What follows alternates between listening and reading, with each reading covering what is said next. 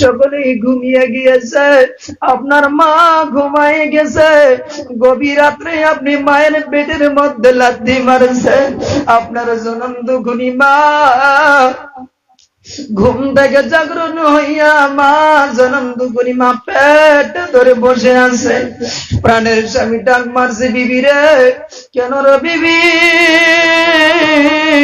তুমি কেন এখনো ঘুমাও নাই? বলছেন, স্বামী গো, আমার প্রাণের বাচ্চাটা আমার পেটের মধ্যে লাথি মেরেছে, আমি সেই জন্য ঘুম থেকে জাগরণ হয়েছি। যুবক রে, আজকে বিবির কথা ধরিয়া অনেক যুবক আছেন মা, আজকে মা জনম দুগুনি মা বাঙ্গা ঘরে থাকে রে সোনা। তোমার মতন যুবক বিবিকে লইয়া তুমি আলাদা হয়ে গিয়েছেন, যুদ্ধ হয়ে গেছেন। আমার বন্ধুগণ, এক অফিসার জনম দুগুনি মা, তিনার বাবা ছিল বেচের সোনা। ওই অফিসার তিনি মেট্রিক পরীক্ষা দিতে যাবে।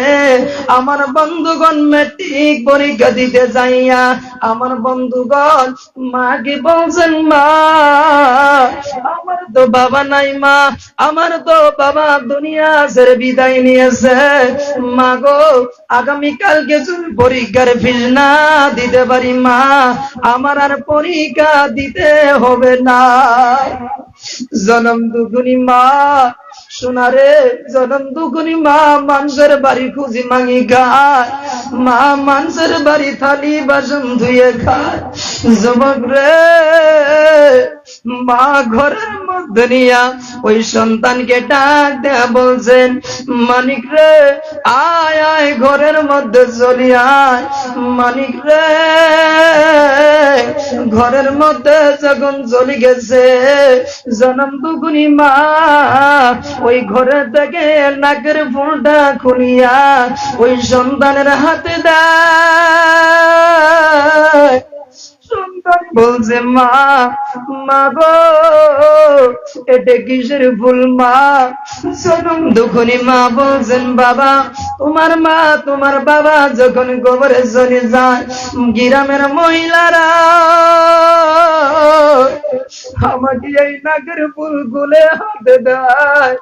বাবা রে, আমার কাছে কিছু নাই, এই ফুলটা নিয়ে যাইয়া তুমি মদিনা তুমি বিক্রি করিয়া তুমি তোমার পরীক্ষার ফর্ম ফিল আপ করো।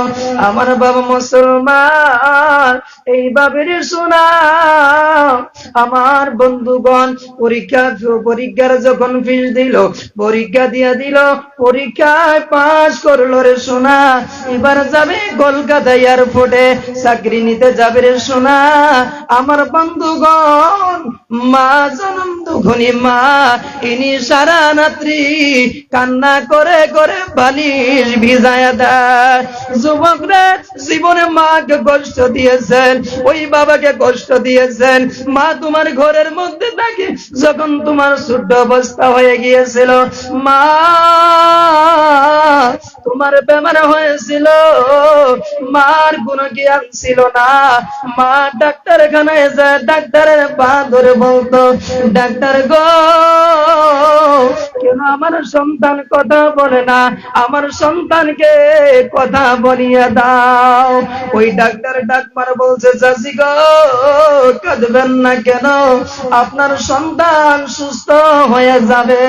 ও যুবক বন্ধুগণ, সেই মাটাকে আজকে আমি ভাত দিতে পারি না, সেই মাটা আজকে ঈদের দিন যায়, মাকে একটা কাপড় দিতে পারি না। আমার বন্ধুগণ, কত বছরের ঘটনা। আমার বন্ধুগণ, আমার জনম দুগুনি মা আমাকে 16 বছর বয়সে আমার জনম দুগুনি মা দুনিয়া ছেড়ে বিদায় নিয়েছে।